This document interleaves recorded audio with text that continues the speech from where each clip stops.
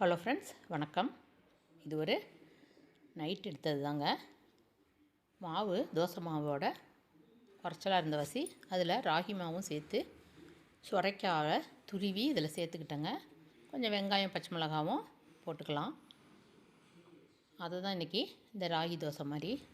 சுரைக்காய் வந்து தனியாகவும் இந்த மாதிரி அரிசியோடு அரைச்சும் சுரைக்காய் தோசை சுடலாம். நான் ராகியோடைய இந்த சுரைக்காவை துருவி சேர்த்து தோசை சுட்டுக்கிட்டேன்.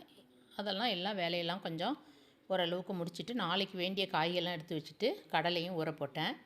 அதுக்கப்புறம் எல்லாருக்கும் தோசையெல்லாம் சுட்டு கொடுத்துட்டு நானும் சாப்பிட வந்துட்டேங்க. அதுக்கு தொட்டுக்க வந்து ஒரு கார சட்னியோட கொஞ்சம் சாம்பாரும் வச்சுக்கிட்டேன்.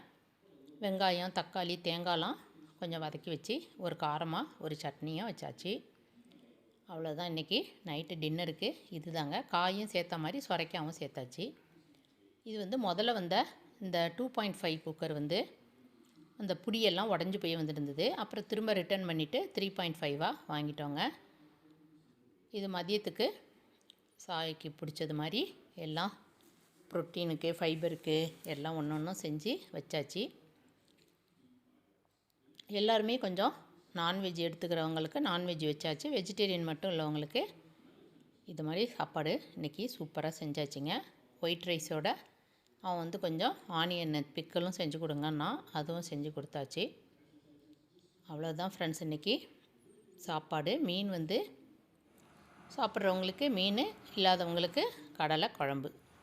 Okay friends, thank you. நானும் சாப்பிட்டுட்டேன். Tata, bye by.